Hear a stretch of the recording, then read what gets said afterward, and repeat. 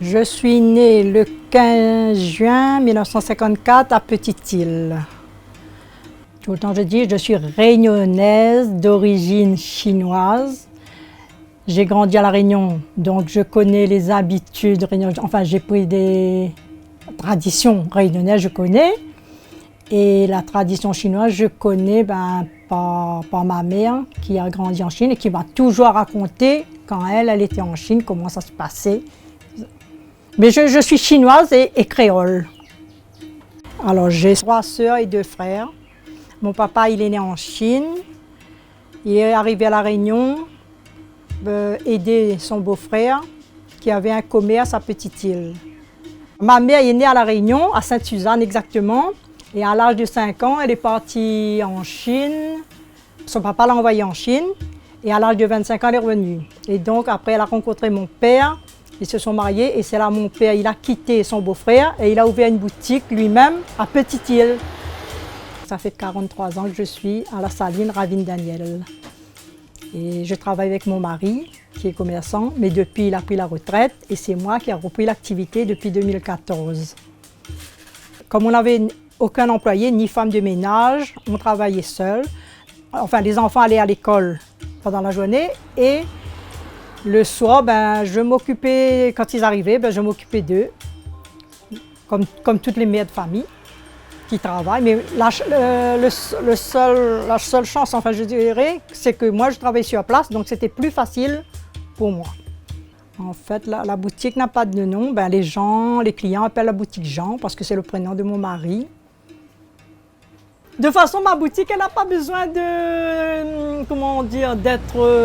avoir la publicité mon nom, parce que j'ai qu'une clientèle locale. Donc les gens connaissent, boutique Jean, voilà. Et j'ai tout enlevé, j'ai plus besoin de publicité.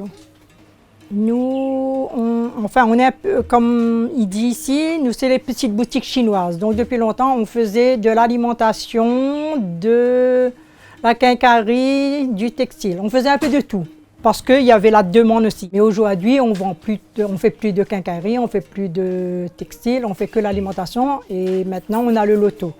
En fait, étant petit commerce dans les Hauts, donc les gens n'avaient pas de voiture à l'époque. Mon mari faisait la livraison, que ce soit pour la quincaillerie, que ce soit pour l'alimentation. En fait, quand je suis arrivée, on était encore avec on achetait par balles et on mettait dans des bacs en bois. Il y avait le maïs, le riz, haricots et les gens arrivaient avec leur tente. Il fallait peser, par exemple quand les clients voulaient 10 kilos, 15 kilos, 20 kilos, il fallait peser par 5 kilos et puis renverser. Pour moi, j'aimais pas trop ça, mais il fallait le faire. C'était difficile. Pour moi, c'était difficile à l'époque. Boutique chinoise, comme on dit, ça a joué un rôle important, un rôle social important.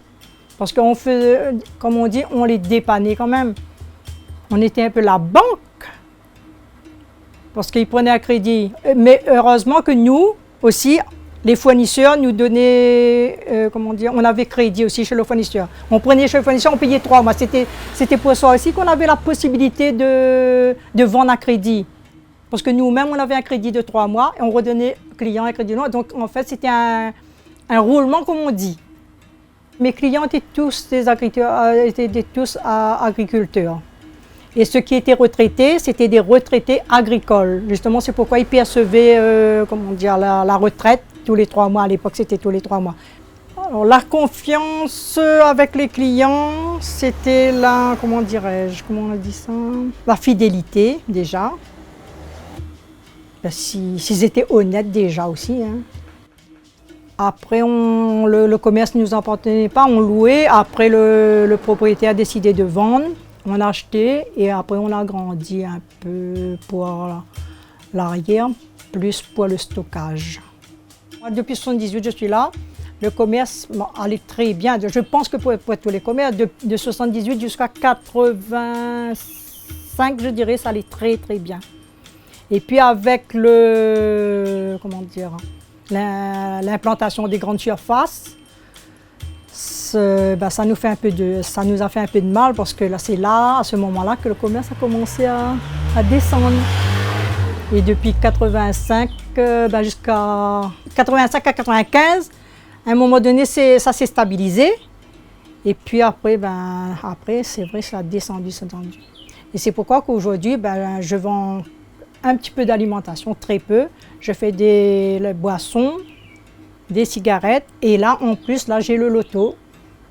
Le loto, en fait, ça permet d'attirer un petit peu la clientèle parce que je pense que sans le loto, ça a été très difficile. Hein.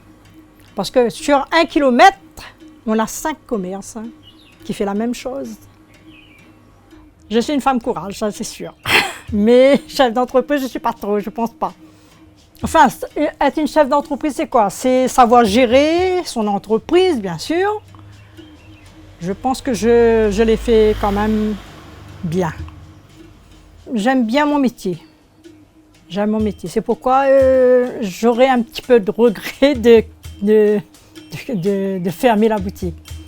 Mais c'est pourquoi je dis aujourd'hui, je ne sais pas quand je vais fermer. Ça va dépendre en fait on va dire de la santé. Tant que je peux travailler, moi je vais travailler.